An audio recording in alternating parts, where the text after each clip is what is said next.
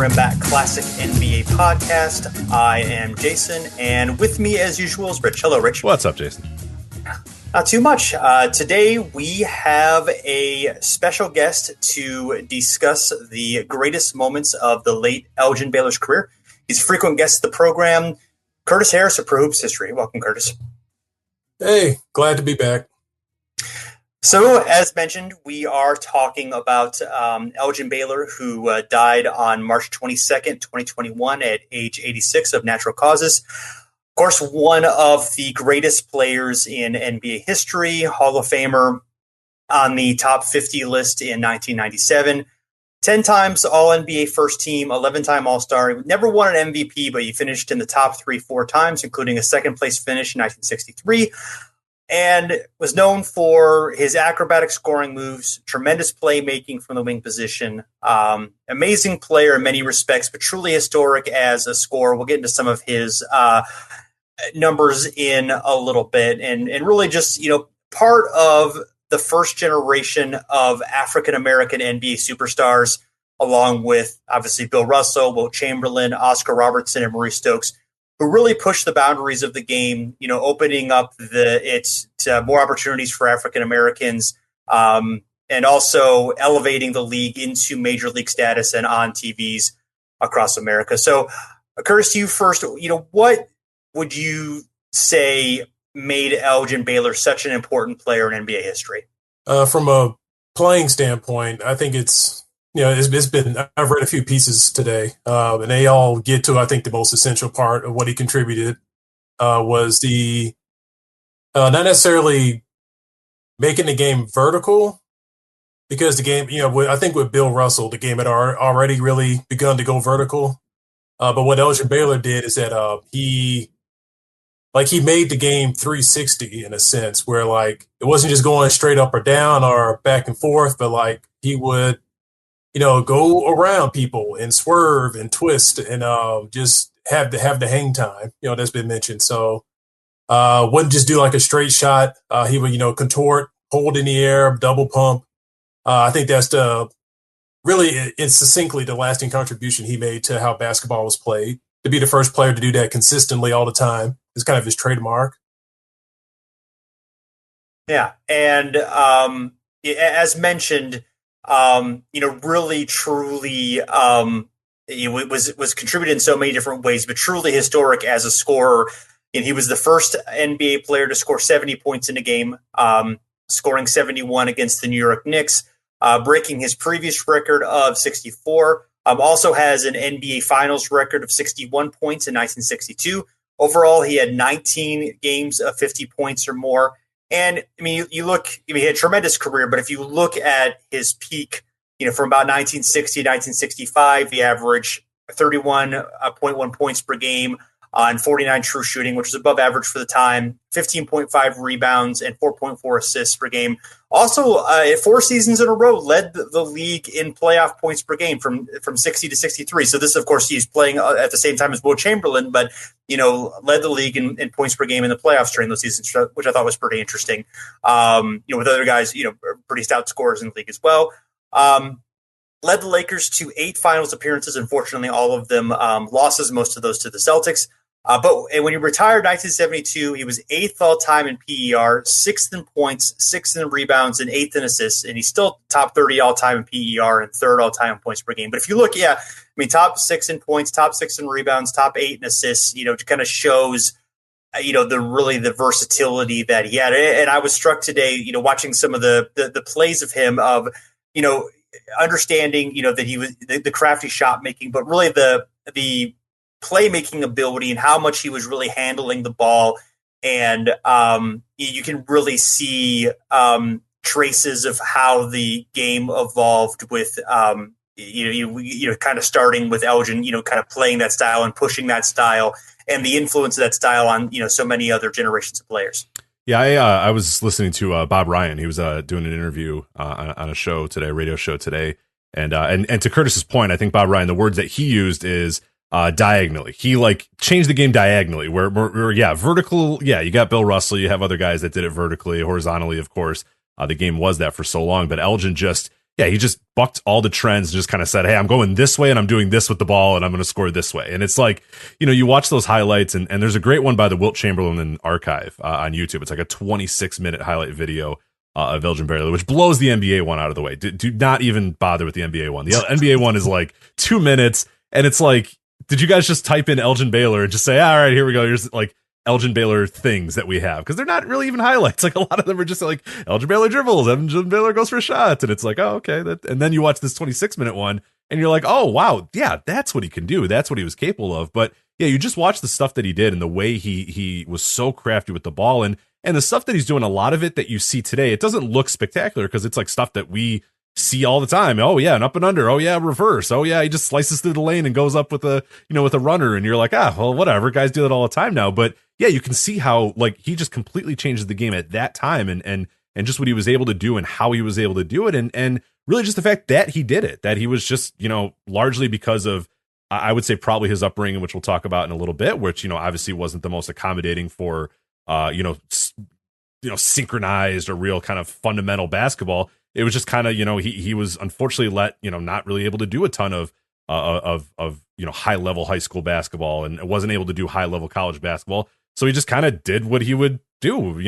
A lot of it is sort of stuff that you would see in playgrounds or stuff that, kids would just sort of experiment with. And he was able to bring that to the NBA and do it without really any restrictions. And the Lakers were more than happy to say, hey, look, if someone's going to score and someone's going to win us ball games, go ahead and do it. And yeah, that was the result, is one of the premier scorers in the league, and one of the more awesome scorers in the league in just terms of what he could do and how he could go to the basket and how he could score. And it absolutely changed the game entirely. I mean, everything that we, most of what we see today and stuff, it's got to get traced back to Elgin Baylor and how he, attacked the hole and what he did as a forward, and what he did handling the ball, what he did scoring, all that sort of stuff. It all traces back to Elgin Baylor. Yeah, and I mean, you look at the variety of players who talked about, what an influence he had on them. Rick Barry, Julius Erving, Spencer Haywood. I mean, all those guys, were really influenced by, directly by Elgin's moves and his craft. I mean, he was certainly very athletic, but it was just as much of craft, creativity, of skill that really influenced his moves and his playmaking and shot making. I mean, it really was the total package. And like you said, Rich, I mean, he didn't, NBA. There was very little, if any, television coverage of the NBA. When Elgin was growing up, and he didn't have the ability to really, watch anybody. He had to just kind of develop it himself, and and probably to the benefit to some degree of not having as much organized basketball as he was able to, use his creativity. And there was no one else to kind of stifle that creativity as it had been, in previous generations, and was able to, develop that just given the circumstances that he was in. Yeah, Curtis can probably speak to this a little bit more, but from my understanding is that when he played in when he grew up in the early 50s in Washington, D.C., public schools still completely segregated, and they couldn't play against other white teams. So it was just him playing against other black high schools.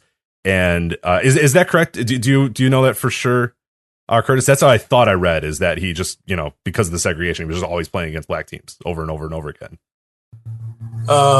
Yeah, I can't speak specifically to the official athletic competition in DC, but definitely the schools were segregated. Okay. At that point, yeah, it wasn't until the late 50s that they really desegregated schools. So yeah, so I'm not expert on the high school level competition. Mm-hmm. So I wouldn't be surprised if they happen to play a white team or white players every now and then, but the schools were definitely segregated. Okay, because that's I believe it was a Bob Ryan article that I read. I read so many things I got them mixed up again. But yeah, they were kind of saying that Elgin would always say well, I didn't really know how white people played. So when I got to the league, it was just this is what I do. And they're like, well, no, you can't. Okay, I mean, I guess it's working for you, so go and do it. And sometimes that's what what will breed the most new sort of things into the game, is someone that's really kind of an unknown that just comes in and goes, well, this is what I do, and it works. And it's like, oh, all right, well, shit, do it.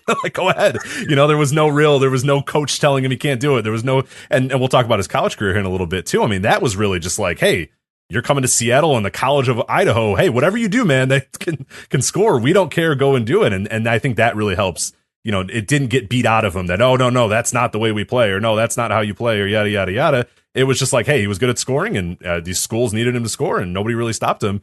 And then he got to the NBA, and of course, no one's going to stop him there in Minneapolis as they're trying to just hang on to their life as an NBA franchise. So I think that really does play a huge, huge role on him being what he is and being able to invent so many different things. Well, yeah, I was going to mention just, I think even more important in Baylor's case than in terms of how he played. What was more important than necessarily the white-black divide was just simply that he didn't play relatively speaking, didn't play a lot of organized high school basketball, period, because of his. I know he had like issues with his grades. It's been a while since I read up on that, but I know he had some issues with his grades in high school, so he wasn't always able to play on the high school team. That's part of the reason why he had to go out to Idaho and Seattle to play college. So yeah, not having any sort of organized structure, whether white or black, was what allowed him to just do what he did to all of our benefit. Yeah, and the other thing that because he had kind of a nervous facial twitch, that actually was another thing that sort of oddly benefited him, because it made him a little bit more unpredictable in terms of being able to confuse defenders that thought he might be going one way when he was actually going another way, or just leading to kind of misdirection. He was able to sort of use that as something that would fool his defenders, and he was able to make plays based off of that as well. Yeah, so just real quick, like, he kind of reminds me of George Yardley and Paul Arizin when I see some of their old highlights.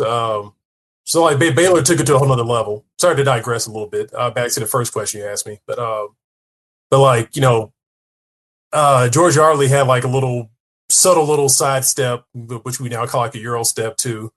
And Paul Arizin also was able to attack the basket in fairly fluid ways that was not typical of the early 50s.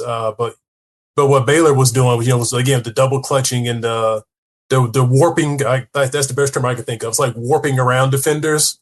Like that's something that he added on to what guys like Arizin and Yardley were already contributing. So don't want to make it seem like he came completely out of nowhere, but he did add something new to the game.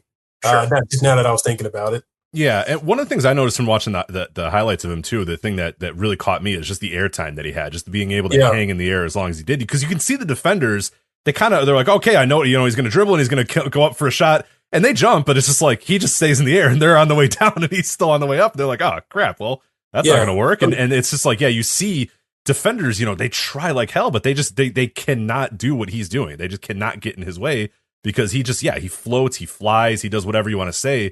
And it just completely takes everybody by storm in the highlights. I see it, and there's just no way to stop it. Just to keep using Yardley and Arizin as examples, going off what you just said, Rich. Like Yardley and Arizin, well, Yardley in particular, from what I've seen, had like a move, or excuse me, like a counter. So like again, he would like take a step one way, then a step the other way down. That was pretty much it. And then Arizin, he had a little bit of a gliding ability when he charged toward the basket. But again, what Baylor was doing was, he did just have a counter, but he had like a counter, then another counter, then a counter after that. Just never ended. And like, seems like people have a misconception, because like people keep saying like, oh, he begat Michael Jordan and Julius Erving and Connie Hawkins, and like that gives the impression that that Baylor was dunking on people all the time. But what you're saying, Rich, is that what he was doing more of was kind of just the hanging in the air, which was really more of him contorting around people. So like a guy might just go straight up for a layup. It's like, okay, we both jump together.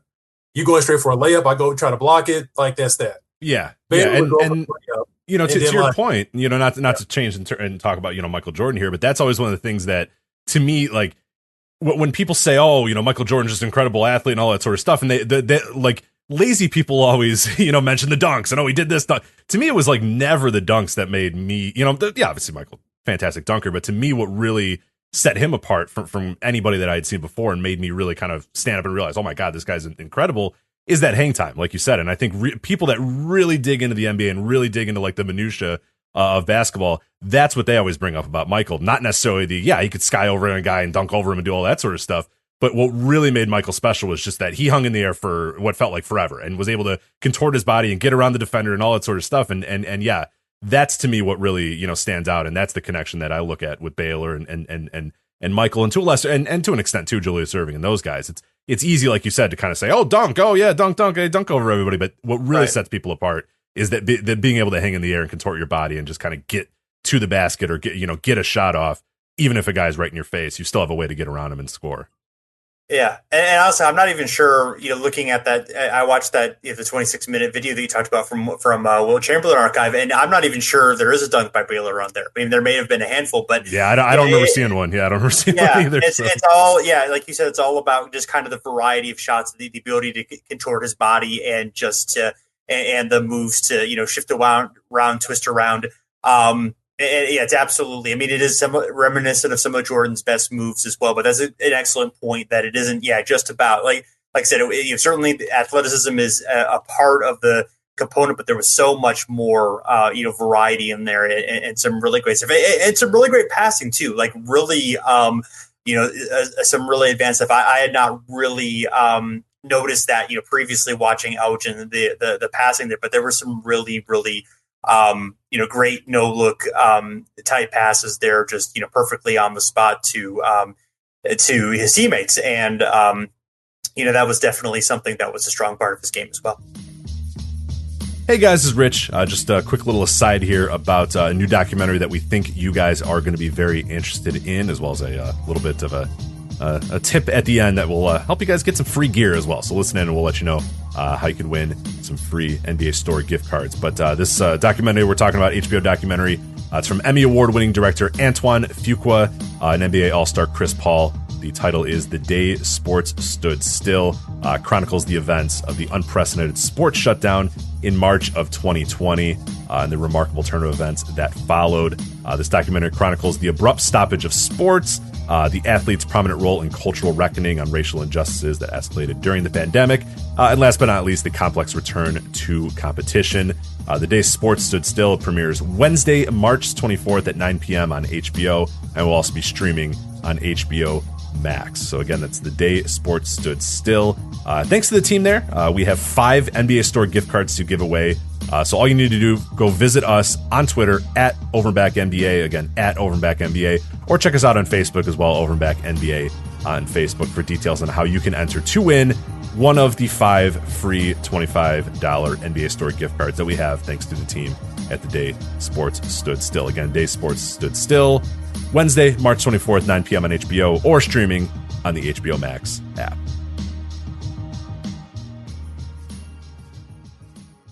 So, Rich, I think you got a little bit on kind of the transition from college to his early years with the Lakers. Yeah. So originally a 14th round pick here, which is an interesting way to get there. So, as Curtis had mentioned, really had issues in high school, grades were a problem, didn't play all the time. And when college time came, he pretty much could not attend really any major college, even though people knew he was a talent at the time. It's just, unfortunately, the school record, they were just not able to make it work. So a friend arranged for him to get a scholarship at the College of Idaho, which I originally thought, oh, University of Idaho. No, the College of Idaho. It's an NAIA school, has 1,000 students. So I'm thinking, oh, University of Idaho, that's not too bad. No. College of Idaho. So much lesser school than even the University of Idaho. He averages 31.3 points per game his 1 year at the College of Idaho, because he is a very good player. At the end of the school year, though, they end up firing his coach and restrict scholarships. And once again, Baylor left then without a college home. He then finds his way to the Seattle University. Very interesting school there. He, as he's kind of making his transition there, he plays a year with Westside Ford, an AAU team in Seattle as well. And it's the guy that ran that team was the one who kind of got him over to Seattle University. I didn't dig into exactly how that all kind of worked out or whatever. But what happens is in this time, the Minneapolis Lakers say, hey, look, we think we maybe found this diamond in the rough here. We may have found this gem here. They draft him in the 14th round of the 1956 NBA draft. He opts to stay in school instead. That next year, then he almost single-handedly, or not even almost single-handedly, he single-handedly gets Seattle to the NCAA championship game. They lose to Kentucky. It didn't air anywhere. I don't think there's any footage of it anywhere, but he does get them all the way to the NCAA title game against Kentucky, where they lose. Which I guess would unfortunately be a theme for Elgin's future career. The Lakers still interested. This time they draft him number 1 overall the 1958 NBA draft. Guy Rodgers was the number one overall pick, territorial pick to the Warriors, but the Lakers get him as the first actual draft pick in the 1958 draft. And Baylor will then skip his senior year and jump over to the Minneapolis Lakers, who desperately needed somebody that was good because they were horrible and they were doing terrible on and off the court. 1953, the year before he comes, and things are not going well for Minneapolis. He comes, but they're not long for Minnesota, the Lakers at this point. Yeah, it did get him 1 year to the finals as a rookie, which was fairly impressive. But yeah, they end up moving on to LA. Obviously, the Lakers moving to LA, a huge sea change in NBA history. Starting to move the league, entirely across the country. The Warriors are going to go to San Francisco soon, and then Bob Short, who was the owner of the Lakers in Minnesota, and then early on in LA, basically said in an interview with Los Angeles Times, if Baylor had turned me down, then I would have been out of business. The club would have gone bankrupt. There, you wouldn't even be a Lakers today. So obviously those years, really, really important, not just to Baylor, but to NBA history in general. Absolutely. I mean, what I would say about his rookie year, I mean, it's not just that he got him to the finals. Like I can't remember the Detroit series, but I know the Western Finals. Like he destroyed the St. Louis Hawks, unfortunately, from Cliff Hagan and Bob Pettit. But like the Lakers had a decent record. Like I pulled it up. They were 33-39, but the Hawks were like the best team, and they're the defending champions in the NBA. They had a much better record. They were 49-23, so like 16 win difference, which is pretty significant back in that period when you had only 8 teams. But Baylor like turned it on the last 3 games of that series and like just torched the Hawks, and like they won the final 2 games by like 3 or 4 points combined. So that was like he loses in the finals to the Celtics time after time, but. It's important, to realize like he gets them to the finals, and like that rookie year, it was basically him and Vern Mickelson. And Mickelson, that was his last year in the NBA.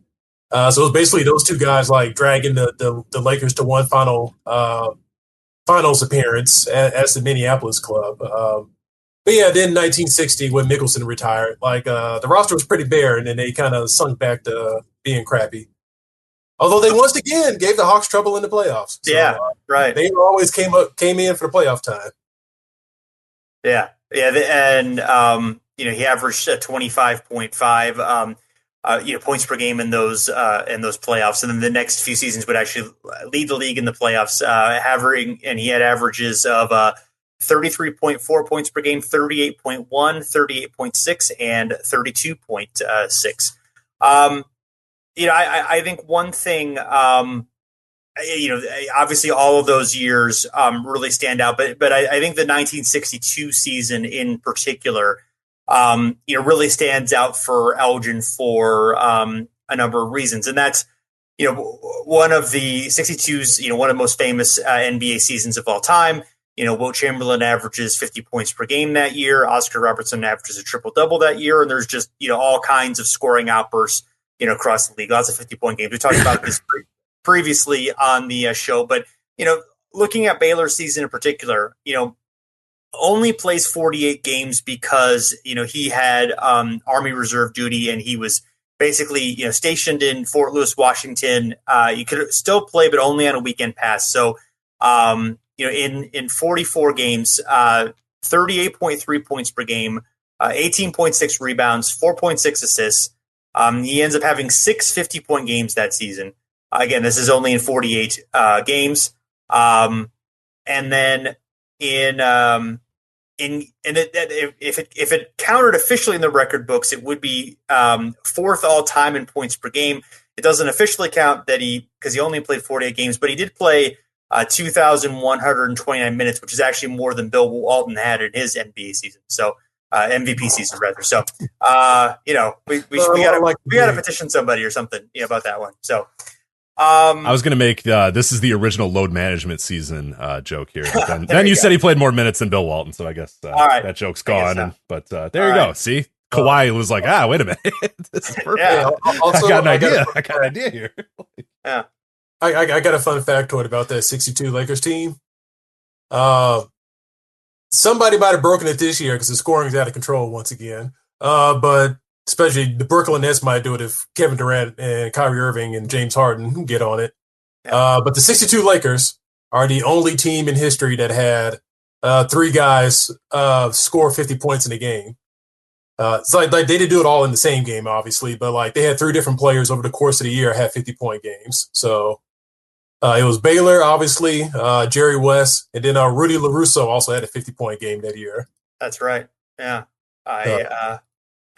That's I believe his only career 50-point game that season. That was the year with the most players and the most 50-point games, at least so far in NBA history. I don't think, even with the scoring explosion now, I don't think that's likely. Although having three guys get 15 a season, I think is definitely that is conceivable. I think. I don't think it's impossible the Brooklyn Nets could do it in the same game if they really tried. If they went and said, "All right, look, we're going to do this," I think they could probably do it if they needed to.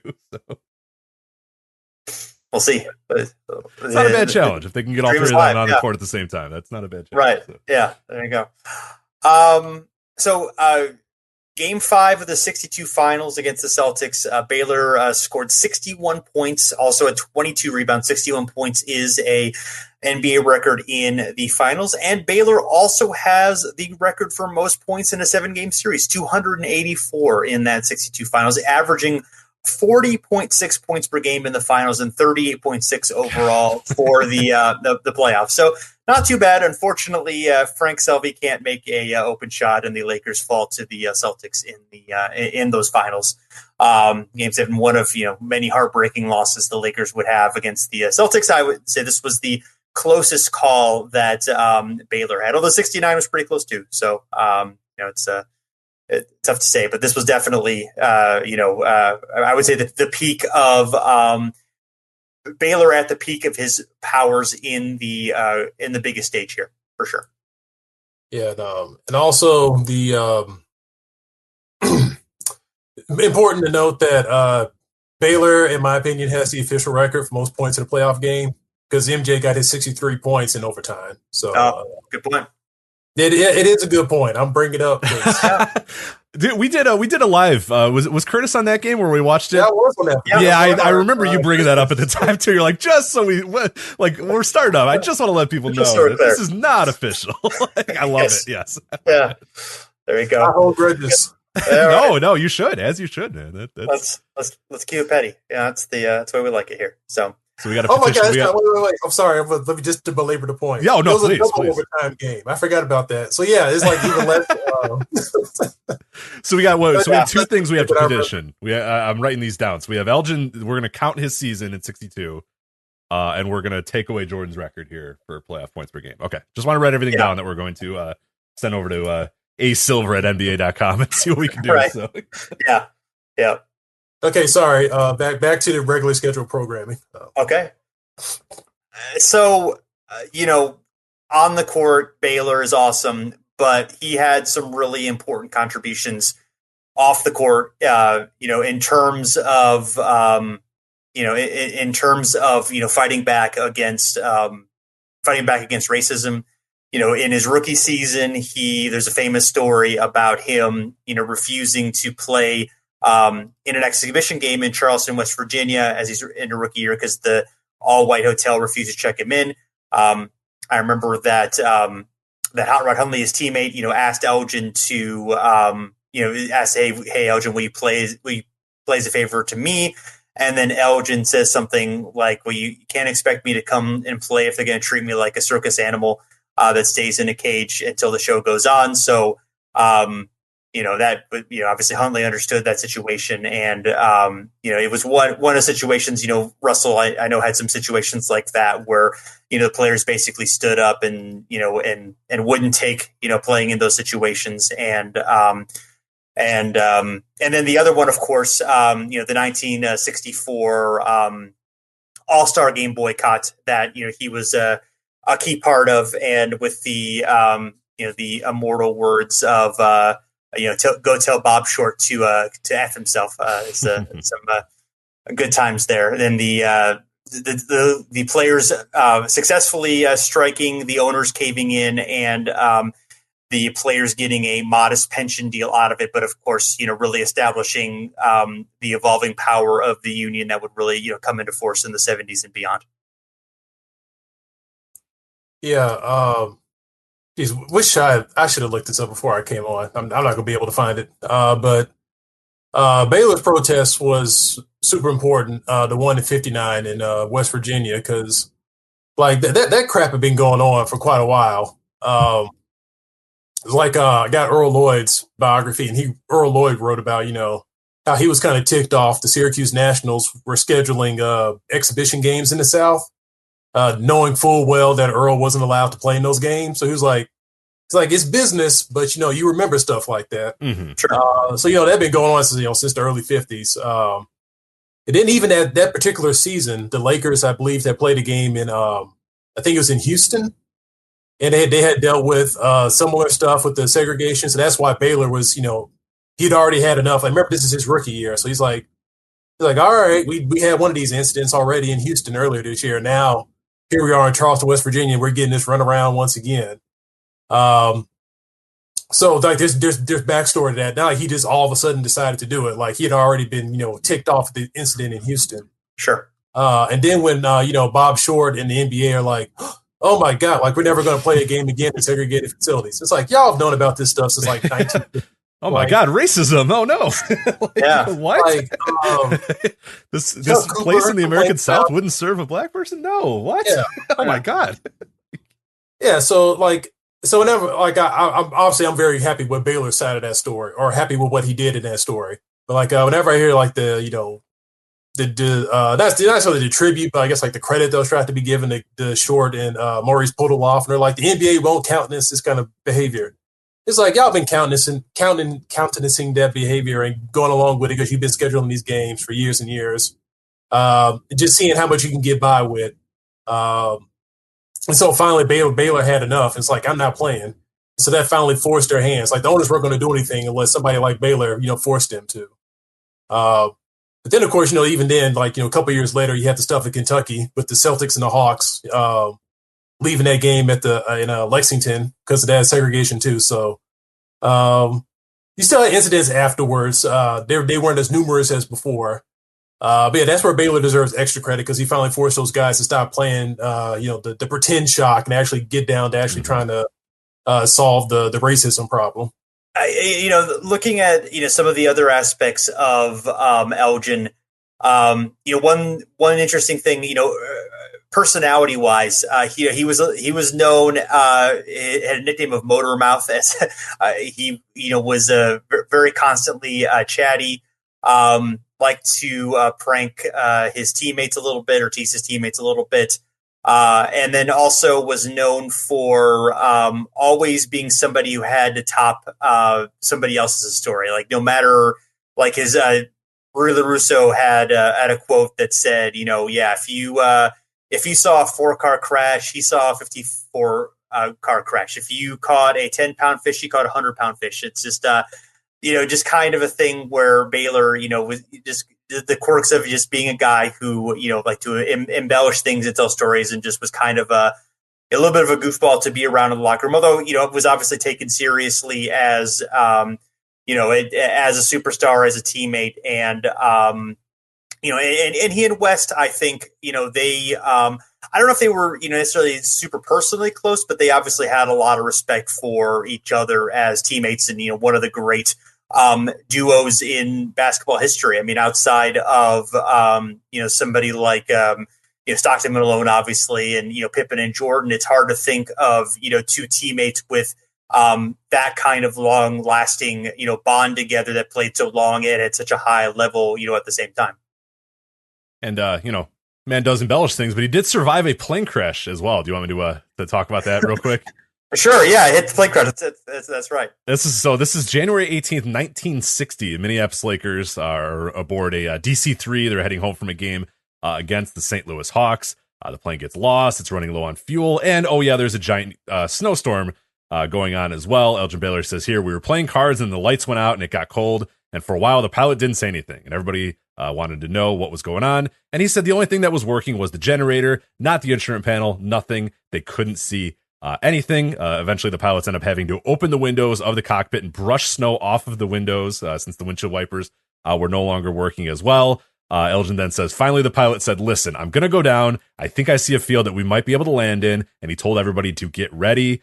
Thankfully, the pilots do land it. They land in Carroll, Iowa, in a random plain field in random cornfield in Carroll, Iowa. Elgin says, the smoothest landing I ever had. So there you go there. Slick Leonard, who was there, he said as well, when it was over, they got out of the plane and they were so happy they just started throwing snowballs at each other and having a lot of fun.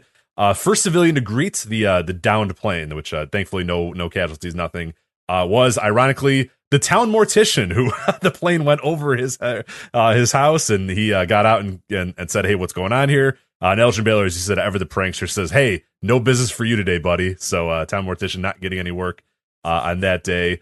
So then the Lakers take buses back to Minneapolis. Next trip out a few days later to Cincinnati.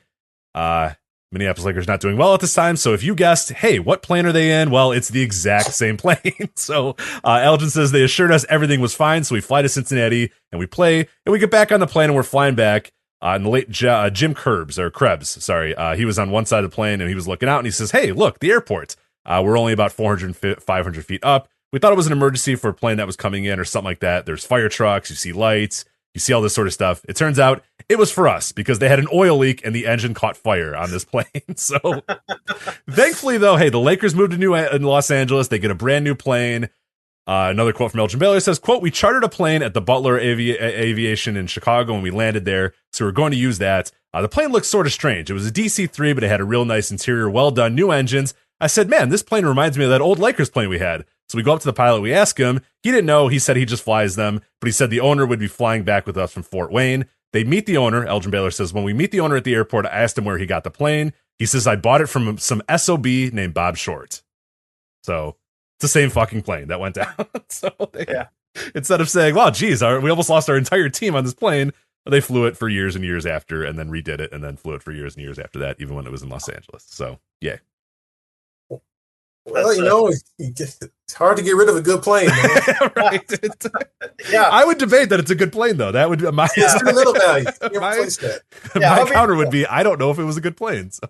Man, we got history. You can't just get rid of it. Right. The memories were made in that plane. Yeah. You can't recreate those memories ever. So no, you can't. The camaraderie that would comes from all of us nearly dying. You can't. Yeah. That's a great team. I mean, that's some college coach is trying to figure out. Some college football coach is definitely trying to figure out right now how he can, unify his team by, nearly causing a plane crash in the same way that, you can't buy that camaraderie. So you're right. Sure. Right. Yeah. I mean, one crash out of, 1,000 successful flights. That's right there. That's good. Yeah. All right, guys, we'll get right back to the conversation with Curtis about Elgin Baylor. But before we do that, we do need to let you know that support for the Over and Back Classic NBA podcast is brought to you by Manscaped, the best in men's below-the-waist grooming. Manscaped offers precision-engineered tools for your family jewels. They obsess over their technology development to provide you the best tools for your grooming experience. Manscaped is trusted by over 2 million men worldwide, and we have an exclusive offer for our listeners. 20% off plus free shipping with the code FANSIDED20 at manscaped.com. So let me hook you in a little bit more. Let me let you know about what they have. Manscaped, they send us a bunch of tools and formulations from their Perfect Package 3.0 kit, and this thing is the goods. They created the best ball trimmer ever, the Lawnmower 3.0. It's their third generation trimmer. It features a cutting edge ceramic blade, reduces grooming accidents thanks to the advanced skin safe technology. We now can all feel confident shaving our balls. In addition, this trimmer comes with an LED light for a more precise shave and is waterproof to make your shower shave clean and easy. Of course, the Lawnmower 3.0 comes inside their brand new Perfect Package 3.0. It has everything you need to keep trimmed, cut-free, and smelling nice downstairs. The Manscaped Perfect Package 3.0 also includes the Crop Preserver, an anti-chafing ball deodorant and moisturizer. Speaking of those sweaty and stinky balls, there is also the Crop Reviver. This product, along with the Crop Preserver, keeps your balls from sweating, smelling, and sticking. In addition, in that Perfect Package 3.0, you get a pair of high-performance Manscaped boxer briefs that'll keep your junk feeling fresh all day, as well as a travel bag to store all of your grooming goodies. So trim that junk of yours with Manscaped. Get 20% off plus free shipping with the code FANSIDED20 at manscaped.com. Once again, that's 20% off with free shipping at manscaped.com. And make sure you use that code FANSIDED20. Unlock your confidence and always use the right tools for the job with Manscaped.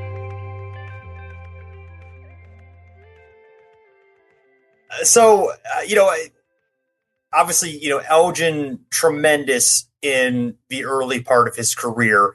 It starts to have, lingering knee issues, I think during the 64 season, and then ends up suffering, a pretty severe knee injury in the 65 playoffs that require part of his kneecap is removed. And Excuse me? tendons. Well, yeah, I know. What? Yeah. And and sir, then, we're going to have to remove part of your kneecap. I don't. And the next season, it's a real struggle with severe pain and stiffness and scar tissue that he just kind of has to battle through. He ends up slumping the next season, only 16.6 points per game, 9.6 rebounds per game. Only full season he played where he didn't make the All-Star team. But then he eventually came back to form. He averaged for the next 4 full seasons that he played 25.4 points per game, 11.6 points or 11.6 rebounds per game. So still very good productive player. Not quite the same player as he was early on in his career. And obviously the Lakers are tremendously successful over those years. I think they made 4 finals in 5 years during that time. So. Even though, obviously he faded later in his career, and then his last 2 seasons he barely plays because of injuries. He really did make a remarkable comeback from that injury and played really well for a significant amount of time. Yeah, that's an underappreciated part of I guess of his career arc is that he was 30 years old when that injury happened. So and this is in relatively speaking, the dark ages of sports medicine and healing. So you're 30 years old and you just basically fractured your kneecap, and they're like, all right, we're gonna have to remove some of your patella, and it's like, all right, let's see how this goes. And then the next year, it's been written about how he had doubts about his knee. So he was just it was like a mental block where he's like, all right, I'm not sure if I can push off on this the way I used to, and do the twisting and the have the pounding on it that I had for all these years. But then the next season, he's like, well, I can't keep playing like this. It's either I got to play the way I know how to play or just retire because I can't basically half-ass. And he even did it toward the end of that season. So the first part of the 65-66 season, which is where he had the down year, he basically made a decision around that All-Star break. It's like, look, I got to like I said, play like I know how to play. Otherwise, there's no point in me going out there. And so the very end of that season and then into the playoffs, he finally got back to his old self. And then, like you mentioned, Jason, the next 4 years, he was really, obviously he's in his early and mid 30s at this point. So he was never going to be what he was when he was 25. But he returned to all NBA first team status, which, was quite remarkable. I don't think anybody to that point in NBA history had that kind of injury and was able to get back to being a all NBA first team caliber player. Yeah, and you mentioned the second half and then the playoffs of that year. He returned to form and absolutely in the playoffs. In 14 games, he averaged 26.8 points per game, 14.1 rebounds.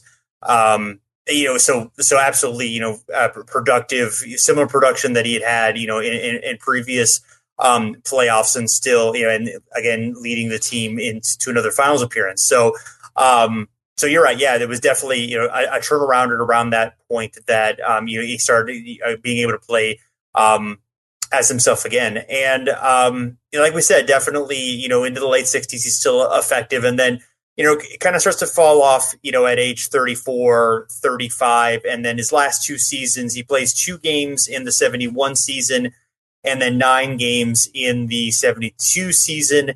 And that was kind of, he made the decision was kind of made for him that it was better if he stepped aside. The the Lakers had a new coach, Bill Sharman. They were playing a much faster, full court style, and Baylor didn't really fit in with that during the time. So they, 9 games in the season, the Lakers hold a big retirement ceremony in the Forum. Chick Hearn is there, Jack Kent Cook. They retire his jersey, present him with a plaque, and in front of the Laker faithful. It's a very it's a bittersweet moment.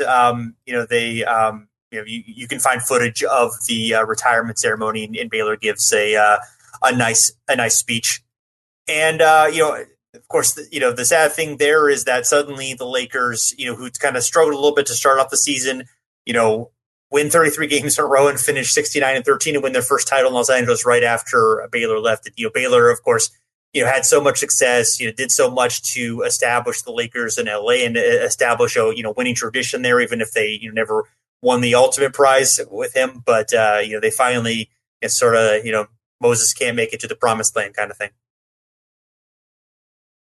Yeah, that I've always had strange feelings about that because, I like Baylor. Obviously, I mean, he was a good guy. He was 37 years old at that point, so sure. Right. Hardly anybody played that long in the NBA back in those days. I mean, of course, the league itself was only barely that old. Right. But it's like y'all couldn't. Well, I guess this gets to you have to ask Baylor himself how he felt about it. But it's like y'all couldn't just have him be the victory cigar. Like he earned it. Yeah. Like save the damn franchise. If he wants to play like 10 minutes a night, let him play 10 minutes a night. Yeah, but I don't know how Baylor felt about it. I know he voluntarily retired, although I'm sure there was a little easing toward the door, but Baylor never sounded upset about it. Like he wasn't like, crap, I wish I hadn't retired. I wish I had stuck around for that ring. He seemed to be at peace with the fact they won a title without him on the roster. But I still think man, y'all still couldn't have I'm looking at, I just pulled up the roster. I could have told John Trapp to go sit his ass down somewhere else and let Elgin Baylor take those 7 minutes a night. Right. Yeah. No. Yeah. And maybe he didn't want. And I kind of get the feeling from what I've read about that is that he didn't really want that role. That was kind of considered beneath him, and he was just he was fine at that point with letting it go. What is really shady though is that he didn't get a role with the organization after that. I mean, he ends up getting hired as an assistant coach with the Jazz. As they're an expansion team in '74. He's their head coach for a couple years, and ends up leaving in '79 and doesn't ever coach again. But I feel like the Lakers, I mean, they hired Jerry West as their coach and later as an executive after he had a lawsuit against the owner. You can't find a role for Elgin Baylor. Well, no. Asked and answered. There you go. No. Sure seems like that was the case. I was actually just doing this research for my dissertation. Okay. God, it goes in. God, there's so many facts running through my head because of that. But I think it was I want to say 76 is when I did it. Yeah, because when the NBA and ABA merged, that's when I took the snapshot. It was there were only, if I remember correctly, there were only 3 black GMs in the NBA. No, there were 4 black GMs, and 3 of them were also coaches of their team.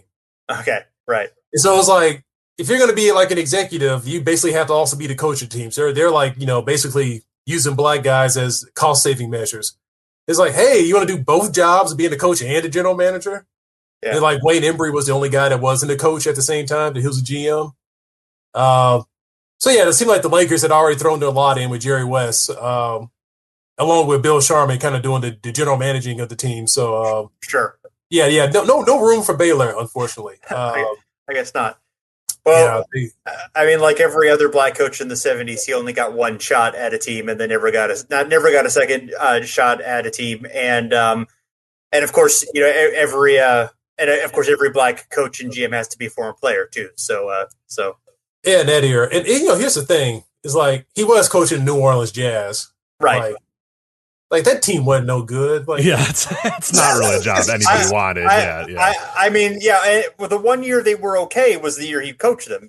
78, where they almost made the playoffs. And I mean, if Maravich hadn't gotten hurt, they probably would have made the playoffs. So their one kind of run of decency in New Orleans was with him as coach. So.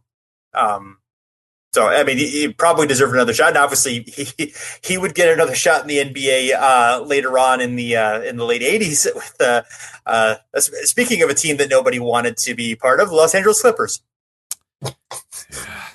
Oh man, it was all downhill for Elgin after he retired. That night, the Lakers win 33 games in a row, then win the championship, and then he gets shuttled off to New Orleans and the Clippers. Oh, jeez. Yeah. Now, where do we start with the Clippers tenure? Where to start? Yeah, well, so he was hired in '86, and he would be there for 22 years until October 2008. Only had 2 winning seasons and won only 1 playoff series during that entire tenure. But I would think that although Elgin Baylor was probably not anywhere near the list of the best GMs ever, I'm not sure that anyone is going to be having a success under Donald Sterling, particularly pre-2000. After 2000 or so, after they moved to the Staples Center, it feels like they were willing to spend more money and actually acquire a few decent players here and there. But yeah, it was definitely I think it was. I think history has shown that it was more of a Donald Sterling problem than an Elgin Baylor problem. Well, you know what? Now that I think about it, I've actually written a surprising amount about how crappy the Clippers have been for my newsletter. It was not intentional, but now that I think about it, because I had that stuff right about Terry Cummings. So they made some dumb trades. I think this was before Elgin became GM of them, though. GM of the Clippers, though. Yeah, it was. But they had some bad luck. So they did make some dumb trades. Like they traded Terry Cummings, who was very young, only like his just finished his second season in the NBA, and they traded him for Marcus Johnson. And it's like, okay, this is you trade one guy that's like 23 for a dude who's about to turn 30, and they play basically the same position. But like, all right, whatever.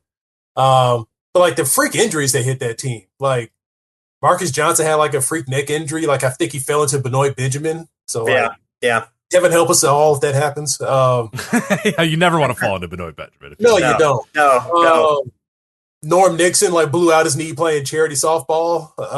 It's like the episode of The Simpsons with the softball team. Like everything that could go wrong just went wrong in the late 80s Clippers in terms of injuries. So like, were there good moves? Not really, but all the good players that were there when Elgin Baylor showed up, like y'all basically like evaporated, like just disappeared to dust over the next couple of years. So it was a pretty bad situation to walk into.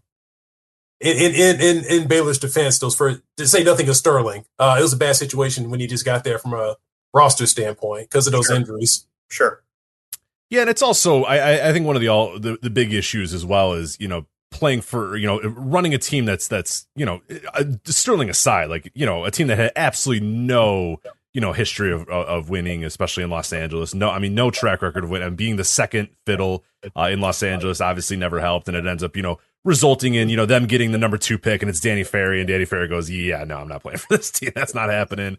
Obviously Donald Sterling influenced probably many of the decisions along the way as well. How many of so we don't really know.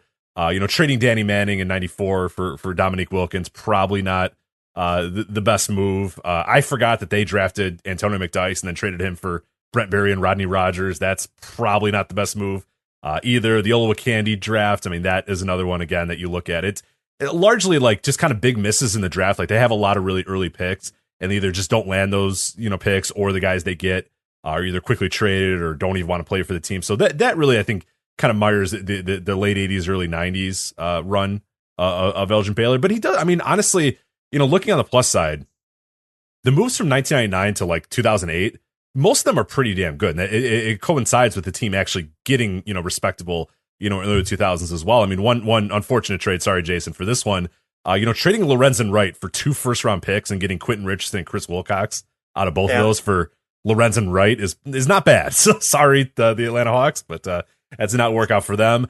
The 2000 draft, I mean, they get Darius Miles with the 3rd pick, Quentin Richardson with the 18th pick, and then Mario Jaric with the 30th pick in the second round, which is all three really, really good players that would, obviously contribute to them a bunch.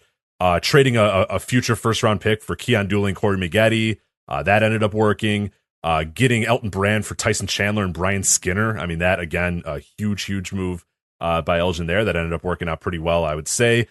Then, flipping Darius Miles for Andre Miller, which, again, was, something that at the time was like, what? Oh, my God, Darius Miles, he's the face of this franchise. And it's like, no, we're going to do better with Andre Miller. And obviously definitely did. Then you jump ahead to 2008, really the building blocks of the real great Clippers. 2008 draft, selects Eric Gordon with the 7th pick, who ended up not playing, a huge role with the Clippers, but was, the big piece in, trading for Chris Paul. And then getting DeAndre Jordan, 2nd round, 35th pick as well. I mean, that is a huge boon for them. And then, 2008, signing Baron Davis as a free agent kind of helped, solidify a little bit of that. And then ended up, some things ended up happening, working out in whether not in their favor with the next group. But yeah, getting Gordon, getting DeAndre Jordan, that the mid 2000s run of Elton Brand and Andre Miller and those guys and Chris Kaman and those types definitely deserves a little bit of credit. So yeah, the 90s were not really kind, and they missed out on a lot of big time players with some pretty bad draft picks. But I would say that last half of that 10 years is pretty damn good, all things considered, that you're working for goddamn Donald Sterling. So God only knows how much influence he had in the decisions and the bad decisions or whatnot. But ends up winning Executive of the Year in 2006, so you can't take that away from him. So yeah, hey, the honorary lifetime having to deal with Donald Sterling award. Yeah, so, right. So, not nearly enough. Not nearly enough. No, unfortunately, not nearly enough. Yes, and also we forgot to mention the fact that it was at the behest of Mike Dunleavy that Baylor was forced out of the Clippers. Right. Yeah, mediocre Mike Dunleavy. That little power struggle was like, really, y'all gonna let Mike Dunleavy run him out? Right. Yeah. right. And then Dunleavy was gone like a year later. Oh yeah, so. It did not last long after that at all. Oh yeah, no. Yeah, I mean, if it's like Phil Jackson or something, fine. But like Mike Dunleavy, come on, you're gonna let Mike Dunleavy? I'm not letting mid 2000s Mike Dunleavy decide, or late 2000s Mike Dunleavy decide what my franchise. Right. No, it's like, nah, dude, what have you done? We're not letting any level. Really, any Mike Dunleavy, really. Yeah, I'm not gonna let 43 and 39 Mike Dunleavy, right, exactly. Be the guy who kicks out Elton Brand. I'm sorry, but yeah, or not Elton Brand, Elgin Baylor, excuse me, Elton Brand. Starts with E. I saw his name here anyway. Yeah, and unfortunately, Elgin's tenure, he leaves the team, forced out in, soon after they get Baron Davis, but then Elton Brand ends up, signing with Philly. Elton betrays the apparent agreement that he had made.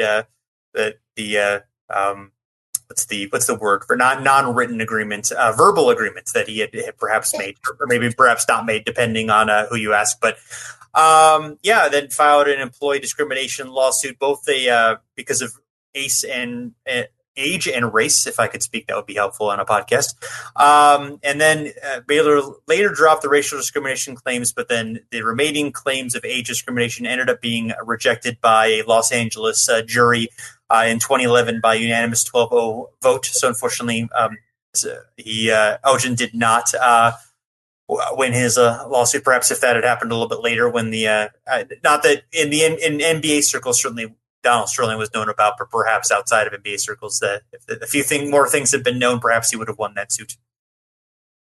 Yeah, it's always funny because that one is pretty famous, with people kind of laughing like, oh my God, Elgin Baylor's going to sue for discrimination. He had the job for 22 years and he didn't do anything with it, and yada, yada, yada. And then like 2 or 3 years later, everyone was just kind of like, oh yeah, sorry.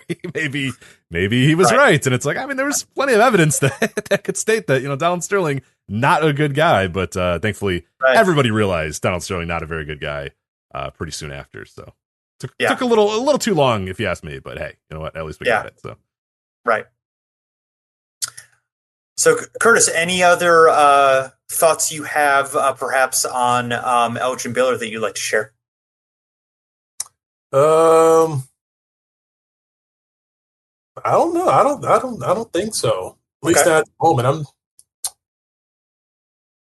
I don't know. It's just I guess it's just been nice to see that people are appreciating him a lot.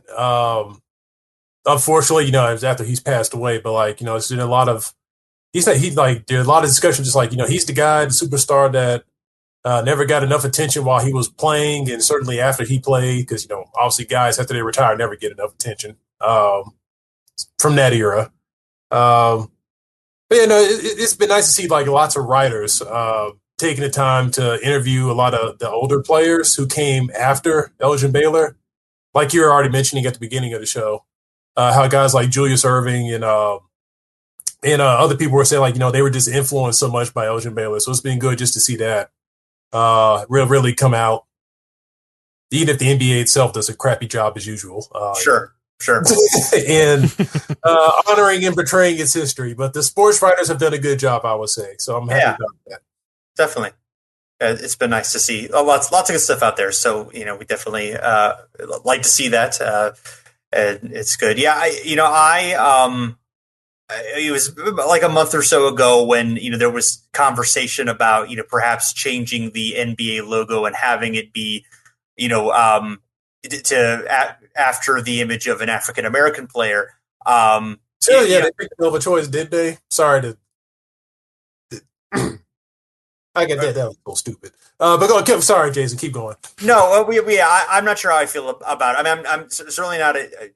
I'm not necessarily for or against it. But if you were going to choose somebody, the name I suggested was Elgin Baylor. Because he's someone who certainly isn't quite as remembered as maybe should be.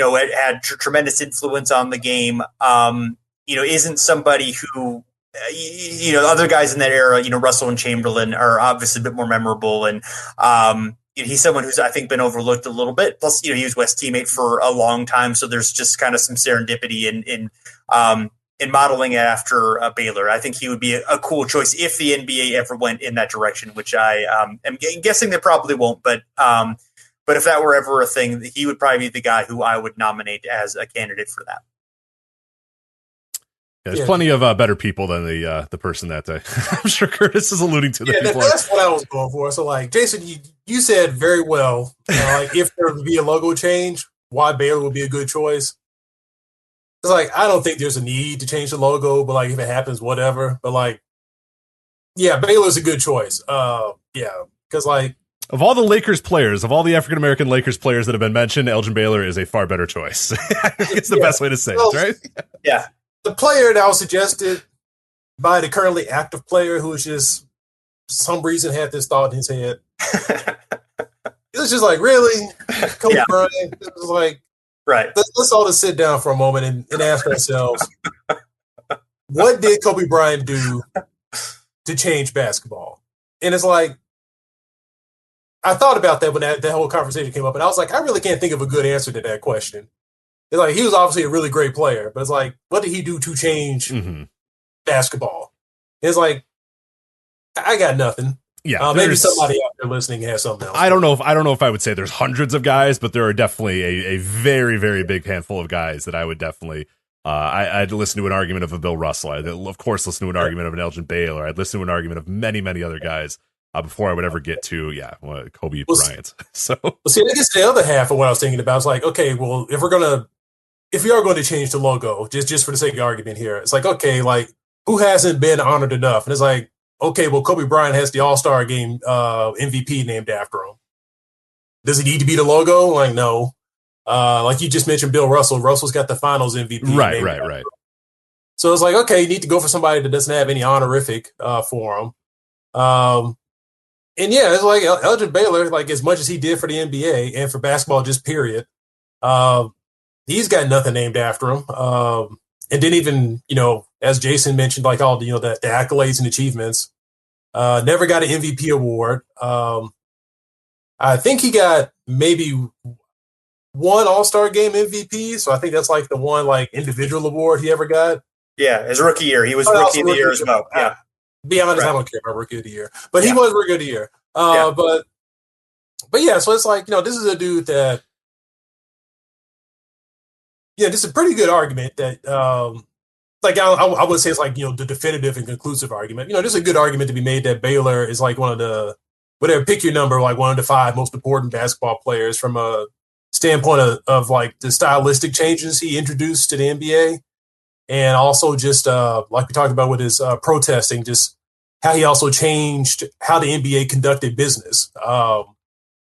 From a good standpoint, like we're not going to do segregated games anymore because like this black guy's upset. He's like, right. So like just for that standpoint, like, hey, maybe he should have something named after him. Maybe whether it's the logo or whatever, something. And last point about Elgin Baylor just not being appreciated enough. It was really ridiculous how the Lakers were, or the Staples Center, I should say, was unveiling all these statues of athletes out front of the building. And it's like, it took y'all till 2018 to get around to Elgin Baylor. It's like y'all put a statue of Shaquille O'Neal out in front of Staples Center before you put a statue of Elgin Baylor out front. Is that true? I never knew. Yeah, that. It's true. Oh my god. Yeah, Shaq's good, man. You can do Shaq in a few years, man. You can, yeah. Let's get the 80-year-olds out of the way first before we put Shaq up there. So, Jesus Christ. Yeah, I never knew just that. for folks that were Lakers, well, hold on. Before I speak ill of Chick Hearn, I forgot when he died. Let me see. Okay, well, all right, okay. So, all right, good. I'll be good in this critique. So, Chick Hearn been dead since 2002. They did a statue of Chick Hearn before they did one of Elgin Baylor. That's like Chick Hearn is already dead. Like, get this statue of Elgin Baylor up before he dies, before he croaks. Like, so the Lakers themselves have not done a good job of appreciating the fact that Elgin Baylor, as you, Rich, I think mentioned, he saved that franchise. Yeah. Like, without his play, like that franchise would have been worth moving to Los Angeles at that particular point. Or if they did move to Los Angeles anyways, they wouldn't have drawn any fans because like they would have had no calling card. So, he's the man that anchored that team in LA. Other folks, like obviously Jerry West, and then Wilt Chamberlain and Kareem Abdul-Jabbar and Magic Johnson and James Worthy and Shaq and Kobe Bryant. They all get associated more with being Lakers than Elgin Baylor does at this point. It's like really sad that that's the case because he's the man that made them viable in the first place in California. Sure. So sorry, that's my rant now. No, hey. All right, yeah. Right on. That's what it's for. Sure. Yeah, exactly. So, all right, Rich, anything to close? I don't think so. Yeah, I think we hopefully did its justice. But I would definitely recommend if you've only seen little snippets here and there, that 26-minute video that we're talking about from the Wilt Chamberlain archive.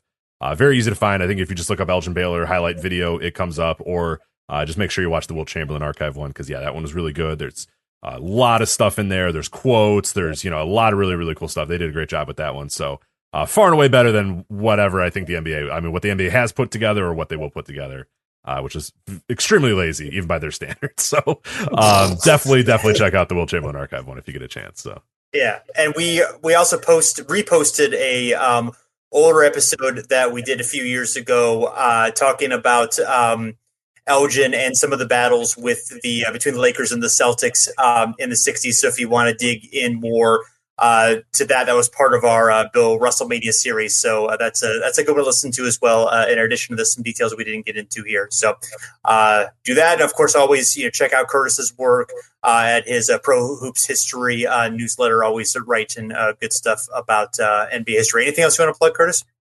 We'll see if I can get around to it, but I'm planning on. I probably will happen Friday. Which I guess that has to be the 26th. Yeah, the 26th. So if I do it, it'll probably be that day, but I might take an excerpt from my dissertation that talks about Elgin Baylor and just put it there so people can read what I wrote about him and just see more about what he did. It's not going to be vastly different than what we talked about here because like he only did so much. As much as he did, it's not like some secret vault of amazing Elgin Baylor stories you don't know about. Like the time he desegregated schools in Mississippi, like like that. But yeah, so hopefully I get around to that on Friday. But then also this last thing I just remembered, one of my professors who I worked with a couple years ago, he's fairly old, huge basketball fan though, and he grew up in New York City. And he did say that he saw all the greats play. So he saw Wilt Chamberlain, Oscar Rob as a kid. Like he was a young boy, like 10 years old. But he saw all those guys play, like back in the late 50s and early 60s. And he said the best player he ever saw play was Elgin Baylor. So There you So go. from Professor Kraut, that's what he had to say. He's seen them all from Carl Braun to LeBron James. He said that Elgin Baylor was the most exciting guy he ever saw play in person. I think that speaks to what we've been talking about, how he made the game diagonal, so to speak. So yeah, I think that's high praise from Professor Kraut, who's also very critical of my work. So, but he loved Elgin Baylor, so that's what's most important. Nice. Nice. Well, thank you for sharing that, and thanks everyone for checking us out. Of course, you can find us on Twitter and Facebook at Over and Back NBA, and also please rate and review the podcast on whatever platform you want to. Whatever platform you listen to us, we would appreciate a rating and review. Helps us spread the word of the show, and you can find lots of great work at the Step Back at fansided.com, where our shows are posted and lots of other great NBA content. So check it out. And thanks for listening. We'll be back again soon.